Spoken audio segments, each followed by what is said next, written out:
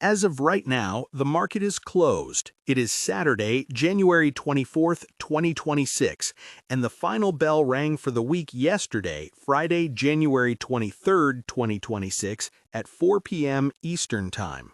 The closing price for SMX, Security Matters PLC, ended at $18.01 per share, marking a significant intraday drop of 10.04%. This movement is particularly striking when you look at the day's range, which saw the stock open at $20.42 and reach as high as $20.66 before a persistent sell-off dragged it down to its closing lows. While most retail traders see a double-digit drop and think a company is failing, the reality on the ground for SMX is actually the opposite. Just days ago, the company confirmed it is now fully financed through the first quarter of 2027. This disconnect between a secured financial runway and a sinking stock price creates a massive tension for anyone watching the ticker. Most people see the price action and run, but if you look at the massive debt-to-equity conversion that just took place, you start to see that the selling pressure might actually be the final clearing of old convertible notes rather than a lack of confidence in the business itself. Investors often treat small-cap industrial tech companies like a simple gamble, expecting smooth upward moves once good news hits. The reality is that SMX is navigating a complex transition from a debt-heavy startup to a stabilized, equity-backed infrastructure player.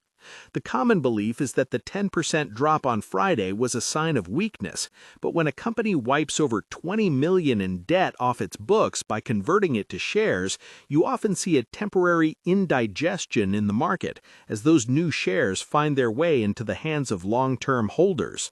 While looking at the NVIDIA stock or Apple stock might give you a sense of general market health, the localized volatility in SMX is a different beast entirely. It's a classic case of the market pricing in the dilution before it values the stability. The expectation was a rally on the fully funded news. The reality was a technical sell-off as the last of the convertible note holders likely exited their positions. When we look at recent movements, the volume on Friday was over 700,000 shares, which is quite high for a company of this size. This suggests that institutional activity, or at least high-velocity trading, is picking up. If you've been following Tesla stock lately, you know how sentiment can shift on a dime. But with SMX, the sentiment is currently buried under a mountain of technical adjustments. Over the last month, the stock has been an absolute roller coaster, touching highs near $40 before settling back into the teens.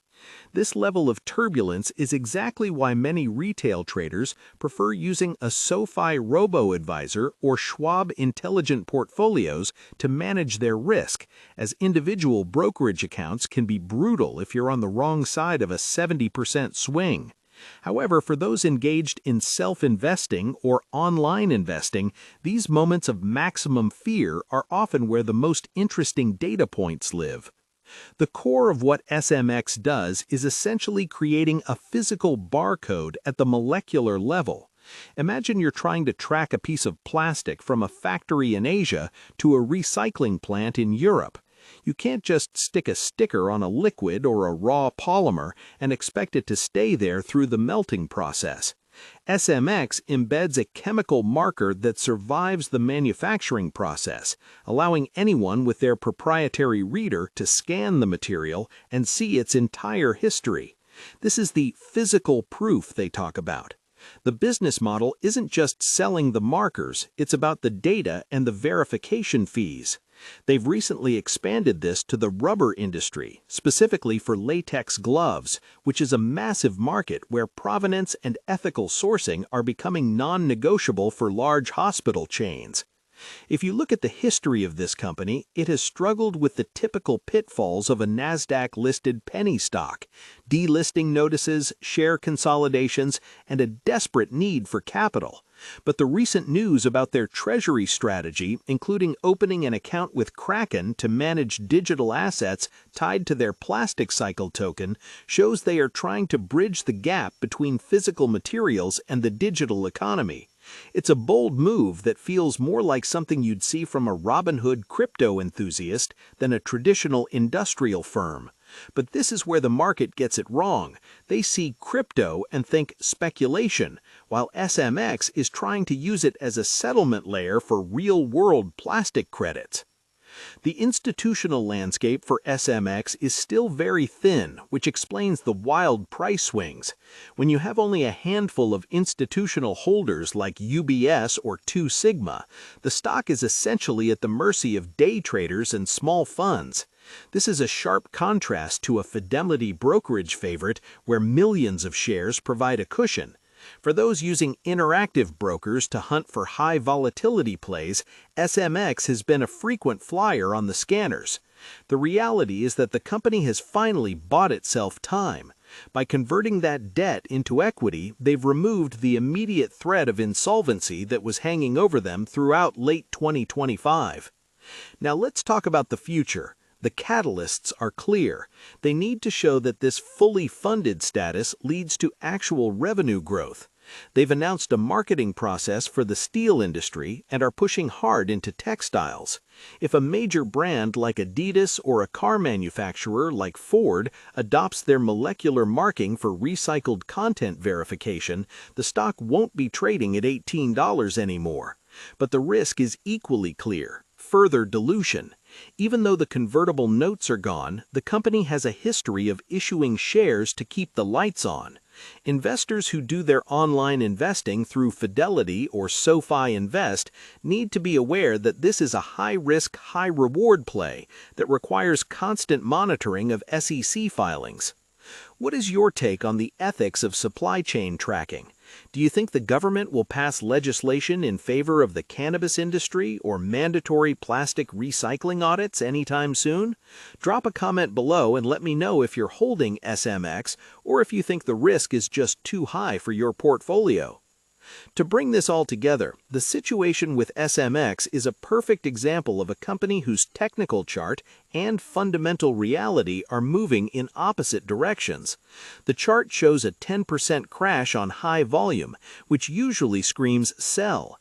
The fundamentals show a company that just cleared its debt and secured enough cash to operate for the next 15 months, which usually screams buy.